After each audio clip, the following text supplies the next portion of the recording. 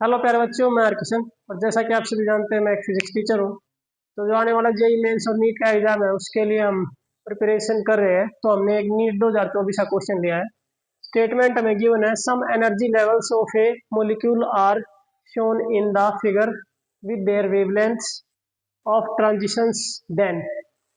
ये कह रहा है कि किसी मोलिक्यूल के एनर्जी लेवल्स है, हालांकि आई थिंक सो यहाँ एटम होना चाहिए। तो जो एनर्जी लेवल्स गिवन है, हायर एनर्जी लेवल से इलेक्ट्रॉन जब लोअर एनर्जी लेवल में ट्रांजिट होता है तो वो एच न्यू एनर्जी का फोटोन एमिट करता है। ये थर्ड पोस्टुलेट है बोर एटम मॉडल का। E2 - E1 equals to H new होता है। तो न्यू की वैल्यू होती है एच सी बाई लेमडा। इस रिलेशनशिप का यूज करेंगे हम। तो λ1 λ2 और λ3 के लिए इक्वेशंस बनाएंगे और उनमें रिलेशनशिप फाइंड आउट करेंगे। तो पहले हम λ1 के लिए निकालते हैं। देखो, E2 - E1, तो λ1 के लिए वो यहाँ से आ रहा है। तो E2 की वैल्यू है -5/2E, माइनस में माइनस का 4E equals to H C by λ1। तो हम यहाँ देखेंगे तो E हमारा कॉमन हो गया। 5/2 तो माइनस का, ये माइनस माइनस प्लस 4 हो गया equals to H C by λ1। अब ये क्या है, एलसीएम लेंगे। 2 - 5 प्लस 8, तो प्लस का 3 बचेगा। तो 3/2 ऑफ ई इक्वल्स टू आ गया एच सी बाई λ1। ये एक रिलेशनशिप आ गई। अब हम λ2 के लिए निकालेंगे। तो वो आ रहा है -2e से -3 में।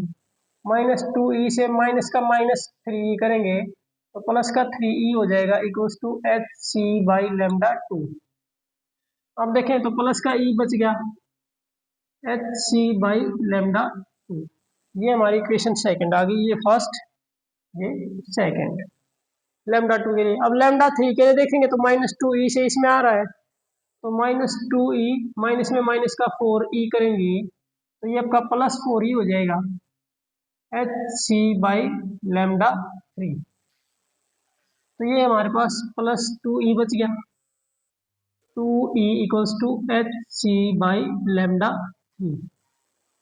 देखो, अब ये हमारी इक्वेशन 1, ये इक्वेशन 2, अब ये इक्वेशन है हमारी थर्ड।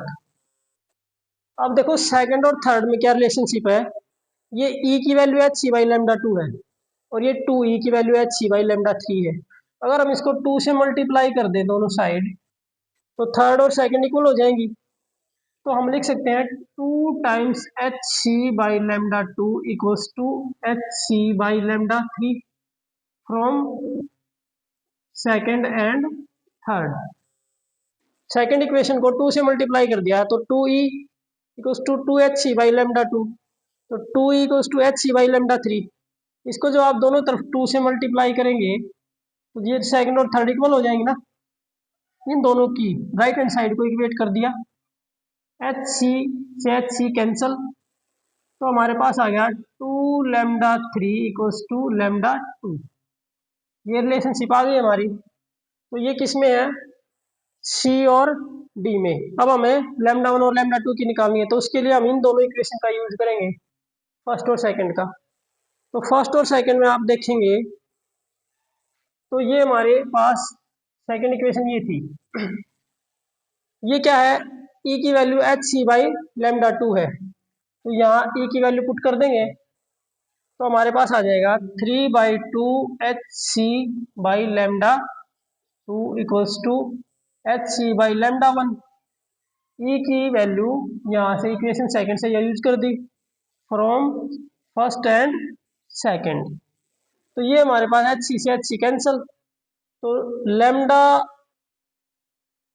इक्वल्स टू आ गया 2/3 λ2। ये उस तरफ चला गया, ये यहाँ चला गया, ये उल्टा हो गया।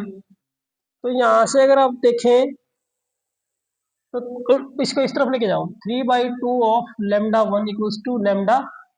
ये इक्वेशन बन गई, ये 3 ऊपर 2 नीचे। तो देखो, जो λ2 है वो 1.5, 3/2 का मतलब होता है 1.5 टाइम्स है किसका, λ1 का। मतलब λ2 λ1 से बड़ा है।